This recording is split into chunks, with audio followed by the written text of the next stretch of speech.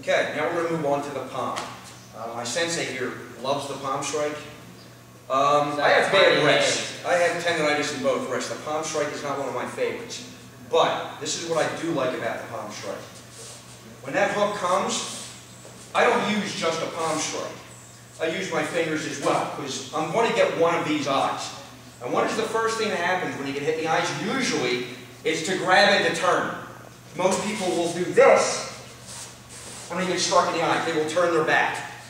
If that happens, and they turn, well, one fight should be over at that point. Now, if you don't want to go in for that choke, you get the eyes. They turn. Strike them legs.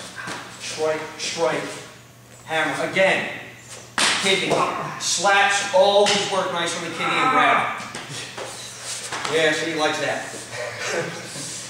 Now, if you don't get the eyes, let's say you only glance in with that palm. Now, again, this is going to drive him back. Now, if you let him compose himself, we're in a stand-up fight at this point. Whatever stance doesn't really matter. What I want to do is make sure that I'm on him immediately. So, palm strike. There's nothing wrong. A lot of martial artists have problems with punches. Oh, we can't use punches. We're not boxers. Incorrect. We are. Doesn't matter again. What leg is forward. Here or here. Once that goes back, there's nothing wrong with using your hooks. Get your kick out. And come on. Now, one thing I do like to use, once he is down, most of the time he's going to try to cover with an arm. Take that arm. Look at it from this way.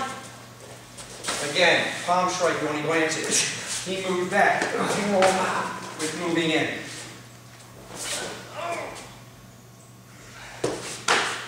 Now, when he grabbed me just now, I have now my chin tucked. It doesn't always have to be a choke. If he went here, if I just had a habit, I tucked my chin by accident. But he can take that arm and put it across my face,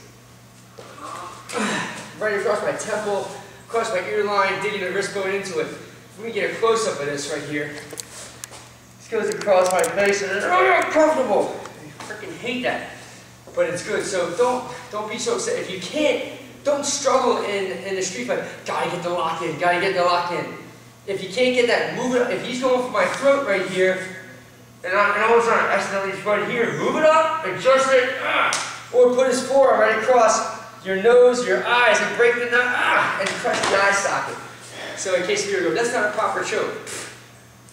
Hurt the guy. Yeah, one thing you don't want to choke is to try to fight it, and then all of a sudden he's turning.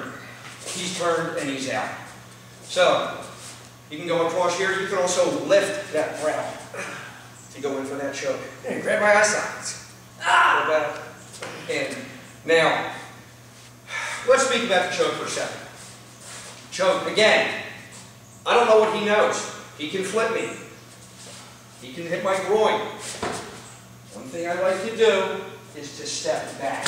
Let him hang himself. When you have that choke, jump back. Or, if it's the correct size, turn. Now, with bigger guys, that's going to be difficult. To jump back, bring them down.